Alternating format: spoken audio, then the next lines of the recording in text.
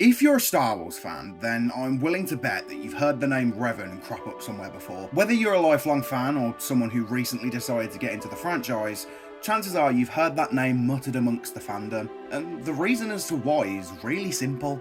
In my humble and not at all biased opinion, Revan is not just the best character in a galaxy far, far away, he's one of the best written characters, period. He has an absolutely incredible story which has captivated fans since his first appearance in KOTOR all the way back in 2003, and even though his story is unfortunately legends, he remains one of the most beloved characters in Star Wars, and there's a few factors as to why. His design is memorable and stands out, his goals, morals and overall character are also very unique across his 300 plus year existence. And look, it's no secret that I absolutely adore this character. Most of my admittedly small Star Wars collection is Revan merch. My dream cosplay was Revan, and I was lucky enough to finally do that this year. My first NeoPixel saber was Revan's SWTOR saber.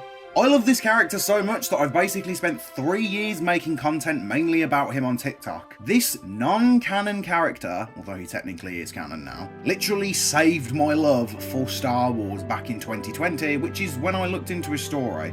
So yeah, it's pretty safe to say that I love Revan. However, there's an aspect of his story and his character as a whole that I feel not enough people talk about, and in my opinion, it's one of the best aspects of his story, but it's so often glossed over about in videos about him. What is this aspect of his story, you may ask? Well, it's the fact that to me, one of the key lessons of Revan is failure, and that it's actually okay to fail. To be flawed even if you're extremely skilled or put on a pedestal for most of your life. His story is one of ego and how hubris can ruin you, and whilst yes, there's better examples within Star Wars of this, such as Anakin Skywalker and even Luke Skywalker, everyone's already talked about those two at length already and how they failed with certain things. Whereas with Revan, I hardly see anyone talk about how he links to failure.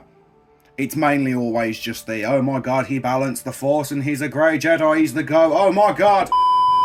And by the way, he's not. Grey Jedi aren't a thing. I do think though it's worth noting, I'm not saying Revan himself is a walking failure, because he's not. Across his 300 years of life, he accomplished more than most people could do in 3 separate lifetimes. However, failing is a big part of his story and no one mentions it, and it has an effect on the character and legacy of Revan. But in order to look at this, we actually need to look at his life and achievements first, so let's look at those. Skip to this timestamp on the screen if you don't need a recap of Revan's story.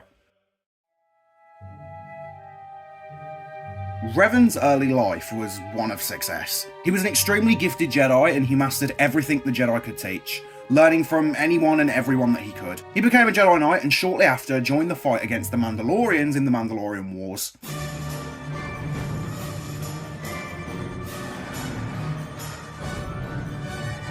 It was during this time he got his iconic mask and his iconic name, and it was also during this time that Revan began to fall to the dark side, as did his friends Alec and Mitra Surik. A year before the end of the war, Revan found the Trace Academy on Malachor 5 and he began learning Sith teachings, and he also adopted a philosophy of victory by any means possible. A year later, the Mandalorians were defeated and Revan killed their leader, Mandalore the Ultimate, before going off into the unknown regions with Alec. It is here that Revan's biggest character flaw would show for the first time. You see, in the unknown regions, it was here where he would meet the Sith Emperor, and because he has gone on to beat the Mandalorians and he's now more powerful than he was as a Jedi, Revan is extremely cocky. He and Alec are easily turned into Sith, being named Darth Revan and Darth Malak. They went on to find the Starforge and attack the Republic. However, Revan's true goal was to rebuild the Republic so it can fight the inevitable threat that was the Sith Emperor Vitiate.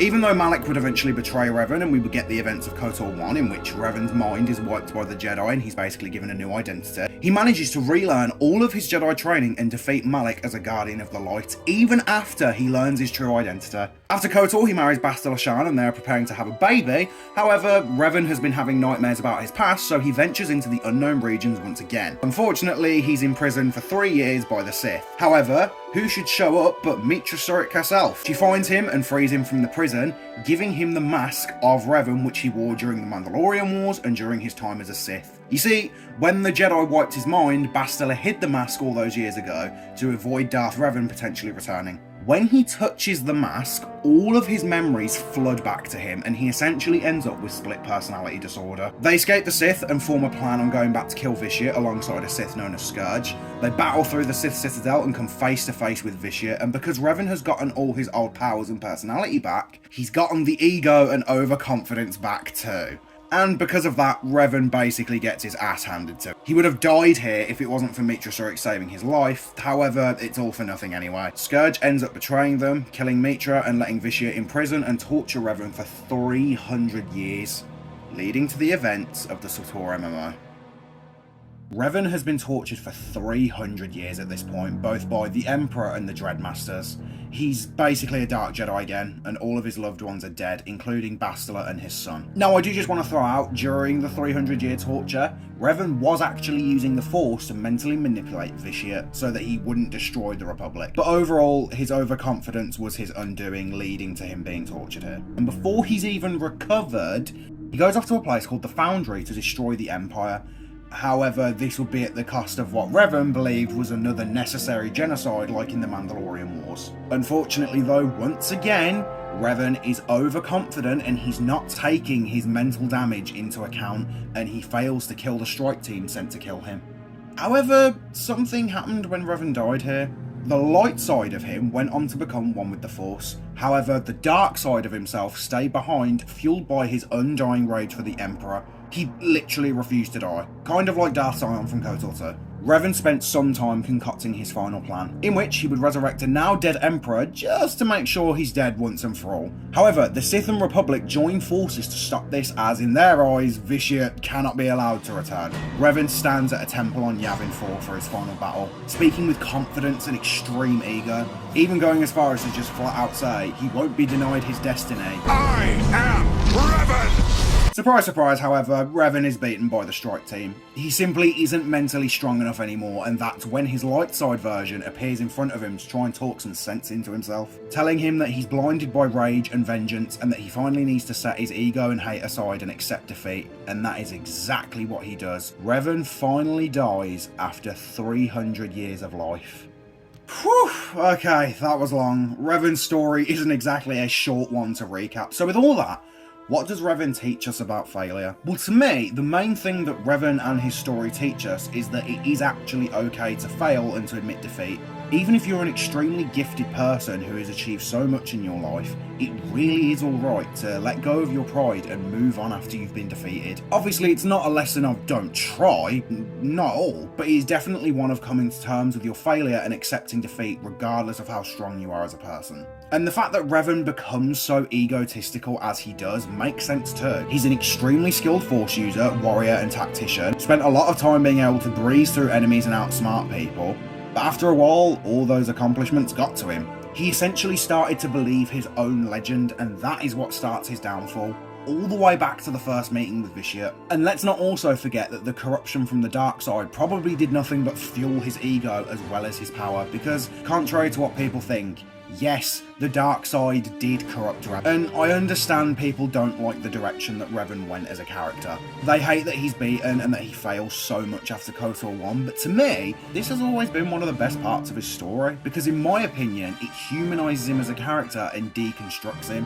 which I know is a taboo subject in Star Wars now, what with films like The Last Jedi, but in my opinion, this whole thing fits Revan a lot more than it does someone like Luke Skywalker. And plus, I think his story cleverly links back to what Malak said to him in KOTOR 1. Savior, conqueror, hero, villain, you will forever stand alone.